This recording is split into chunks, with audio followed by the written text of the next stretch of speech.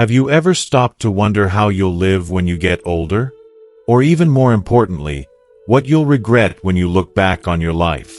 The truth is, as we grow older, we all face the reality of aging, but how we approach it and the choices we make today can shape how we feel about our lives in the future. In this video, I'm going to share with you 7 powerful lessons I learned from spending 2 months in a nursing home at the age of 77. Lessons that can transform how you live your life today.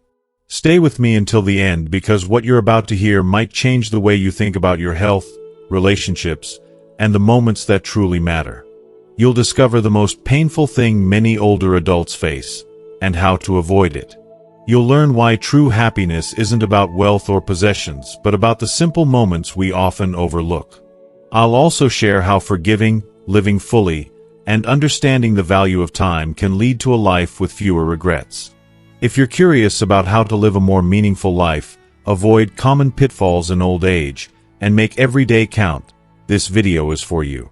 Keep watching, because by the end, you'll have the wisdom to live with purpose, health, and happiness, no matter your age. If you are not subscribed, subscribe and activate the notification bell so you don't miss any videos. Your support means a lot to me, and if you enjoyed this video, you can help me continue spreading the valuable lessons by liking and sharing it. If you like the topic of this video, please comment 1. If you don't, please comment 0 to let me know how I can improve and make better videos for you. Now, let's begin. First, I realized that loneliness is the worst disease that old age brings. Loneliness, I've come to realize, is one of the most painful and insidious challenges that old age brings. It's not something that you can see or easily treat, yet it seeps into the heart and soul in ways that nothing else does.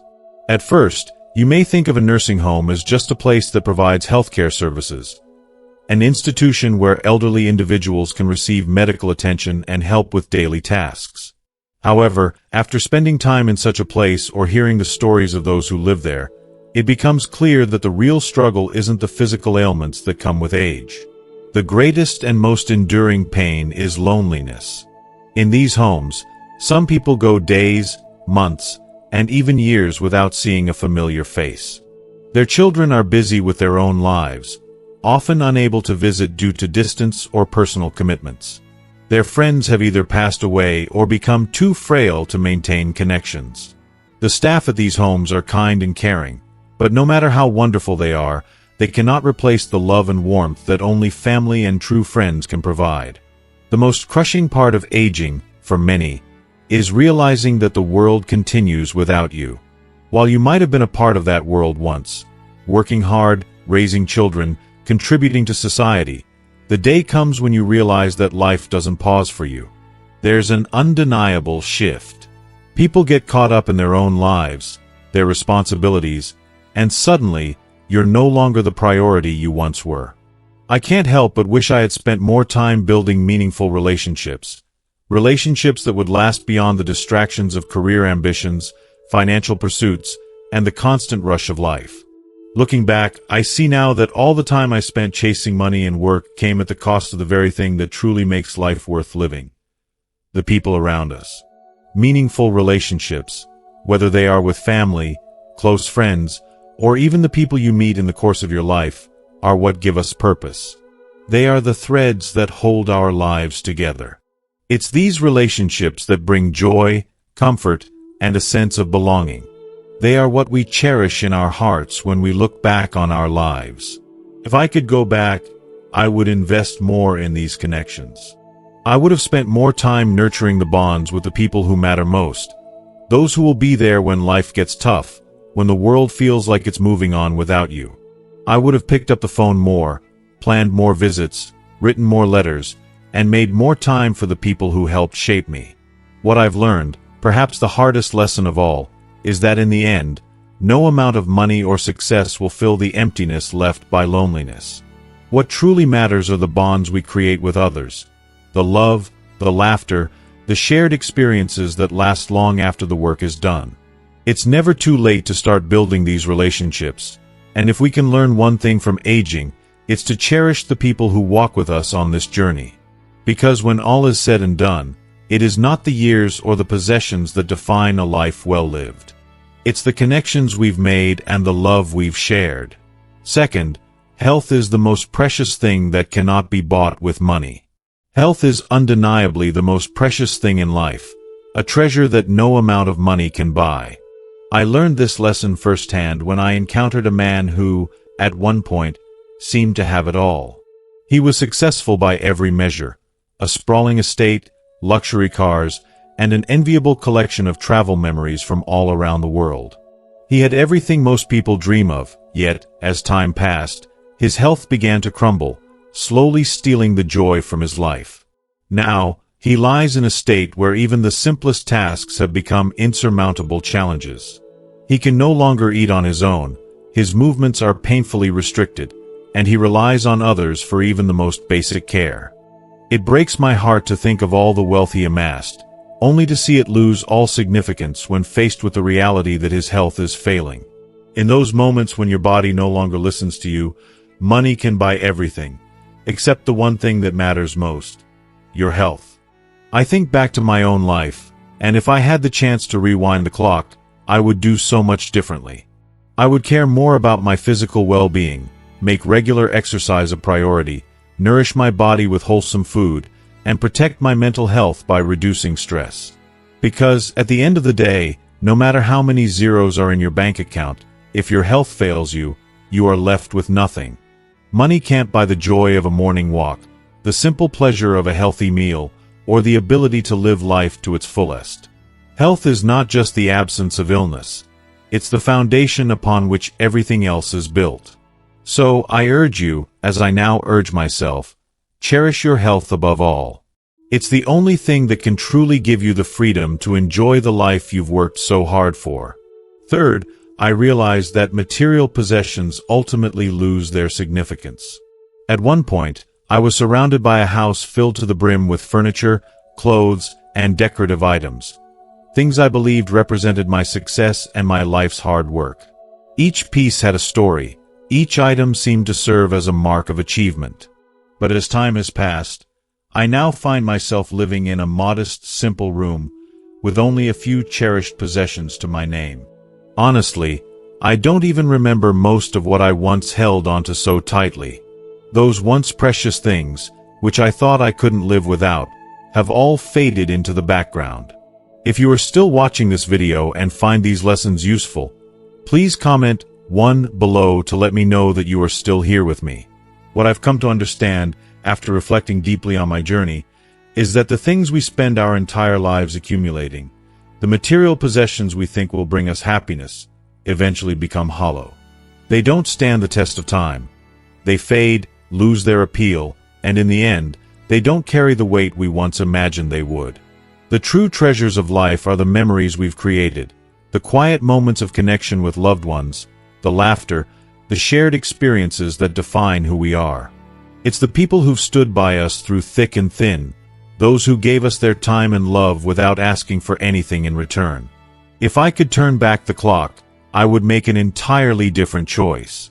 Instead of chasing after more stuff, I would focus on building memories that would last a lifetime. I would spend more time with those I care about, creating moments that would warm my heart long after the material world fades away.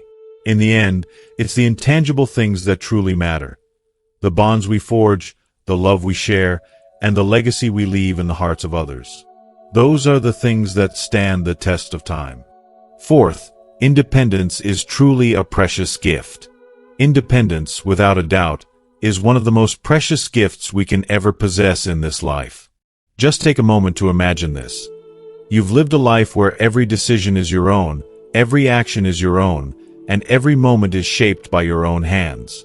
Now, picture the harsh reality for so many in nursing homes, a place where simple, everyday tasks that we often overlook, like dressing yourself, eating your meals, or even going to the bathroom, are no longer things they can do alone. For them, these simple acts become monumental challenges, things they need assistance with every single day. If you're still able to move freely, think clearly, and carry out your daily activities with ease, please don't take it for granted. Hold on to it, cherish it, because the moment that independence slips away, you will realize just how valuable it truly is. It's not until we face the possibility of losing it that we understand how deeply it affects every aspect of our lives. And when that day comes, when you're unable to stand or walk on your own, or when you find yourself needing someone else just to feed you, you'll long for the freedom you once had. You'll wish with all your heart that you had appreciated it while it was still within your grasp. That is why, with every breath, we must honor the independence we have. It's not just a physical state. It's a sense of control, dignity, and the ability to live life on your terms. I firmly believe that true freedom is found in the ability to act for yourself, and it's something we should never take lightly. Never let the days go by without recognizing the precious gift of independence, for when it's gone, its absence will echo loudly, and you'll be left longing for the autonomy that once seemed so ordinary. Fifth, true happiness comes from simple things. I had the privilege of meeting an incredible 85-year-old woman whose face was always adorned with the most genuine, radiant smile. There was something truly special about her, something that drew people in and made them feel instantly at ease. One day, I mustered the courage to ask her the secret to her happiness, fully expecting a profound or complicated answer. To my surprise, she simply smiled even brighter and replied, "I don't think about what I've lost. I choose to focus on what I still have." Her words struck me deeply, almost like a wake-up call, and it made me reflect on how much we, as humans, tend to chase after things that seem bigger or more significant. Material success, wealth, and grand achievements. But in reality, happiness doesn't live in these far-off, distant goals. It resides in the small, fleeting moments that we so often take for granted. The comforting warmth of a cup of tea cradled in your hands, the peaceful silence of an afternoon, or the simple joy of feeling the sun on your skin as it warms your face. I realized that true contentment is not a faraway destination, but rather something to be found in the here and now. It's found in how we appreciate the little things around us, those simple, often forgotten moments that have the power to fill our hearts with joy. When you stop searching for happiness in distant places, you begin to understand that it's always been there, waiting for you, tucked into the everyday blessings of life. In that moment, I understood how deeply powerful it can be to choose gratitude over longing, and in doing so, embrace the profound beauty of simplicity. Sixth, I realized that forgiveness brings peace to oneself. During my time at the nursing home, I encountered countless individuals who seemed to be weighed down by anger and resentment. I saw it in their eyes, in their words, and in the way they carried themselves. Grudges against their children, against friends, even against people who had already passed away. I remember one woman, her face etched with regret, telling me how she never forgave her sister before she died. Her voice trembled as she spoke, and her words lingered in my heart long after our conversation. She had lived with this bitterness for so long, and the pain was still evident in her eyes. The more I thought about it, the more I understood one undeniable truth. Holding on to bitterness only hurts one person, you. It doesn't affect those who wronged you. It eats away at your soul. I realized that the more you carry that weight of unforgiveness, the heavier your own heart becomes. I witnessed it firsthand. Those who carried hatred and unresolved hurt were the ones who suffered the most. The people they resented had long since moved on with their lives, while the person holding the grudge continued to be trapped in their cage of bitterness. I used to think that forgiveness was something I could offer to others for their sake, but now I see that it is a precious gift I give to myself. When you hold on to pain, it doesn't just sit there, it consumes you. It isolates you from peace and joy. And I realized with great clarity that letting go of anger doesn't mean you are excusing the wrongs that were done to you. It simply means you are no longer willing to let those wrongs control your life. If you are still watching this video and find these lessons useful, please comment 2 below to let me know that you are still here with me. One of the most powerful decisions I ever made was to choose forgiveness, not because the other person deserved it, but because I deserved peace. It wasn't easy. It required me to dig deep within myself and confront the wounds I had buried. But when I finally let go of that hatred, It felt like I had taken off a weight I didn't even realize I had been carrying for years. It was as if a heavy stone had been lifted from my heart. I felt lighter, freer, and somehow more at peace with the world around me. In that moment, I understood that peace is not a luxury. It is a necessity. And it is something that only you can give yourself. If there is someone in your life that you need to forgive, don't wait. Do it today, not for their sake, but for yours. You don't have to do it for their redemption. You do it for your freedom. At the end of life, the grudges we hold, the pride we cling to, they don't matter. What matters is the peace you carry with you. And believe me, peace is worth more than any grudge or regret you could ever hold on to. Seventh, I realized that every day is a gift. Life, in its purest essence, is fragile, and this truth hit me deeply one morning. I woke up to hear the heartbreaking news that a resident, someone I had known, passed away peacefully in his sleep. It was a shock to hear that he had just shared a delightful dinner with others, laughed, reminisced, and then quietly slipped away. That moment shattered something inside me, and I realized just how fleeting and unpredictable life truly is. No matter how healthy we think we are, no matter how many precautions we take, we can never truly know what tomorrow will hold. We get so caught up in the cycle of worrying about things that may never even happen, agonizing over mistakes we can never undo, and yet, in the process, we miss out on the beauty and joy of now. We endlessly tell ourselves, one day, I'll do this, I'll make time for that. But here's the harsh reality, that one day too often never comes. We waste so much time waiting for the perfect moment, thinking it's out there somewhere, only to realize that it doesn't exist. The perfect moment is an illusion, an idea that keeps us from living our fullest, most vibrant lives. If we wait for it, we might find ourselves waiting until it's too late. What I've learned, with all the emotional weight of these reflections, is that we have to live fully in the moment. Right now.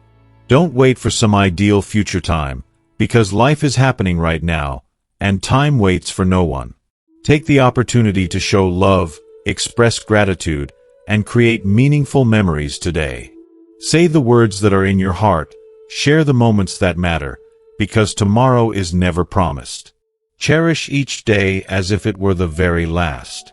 When your time eventually arrives, because we all know that one day, it will, you'll never regret the things you did, but you will feel the sting of all the moments you didn't seize, all the love you didn't share, and all the memories you let slip away. Make your days count. Don't let them pass by unnoticed. As we reflect on these powerful lessons, I want to ask you, what have you learned so far? What is one key takeaway from this video that you plan to bring into your own life and practice moving forward? Please, share it with us in the comments below. I'd love to hear how these thoughts resonate with you and how you're choosing to live more fully each day. And if you enjoyed this video, please leave your comment below, and don't forget to like, share, and subscribe to our YouTube channel. Your support means the world to us, and it helps us continue bringing meaningful content that can make a difference in all of our lives. Thank you for watching, and remember, every day is a gift.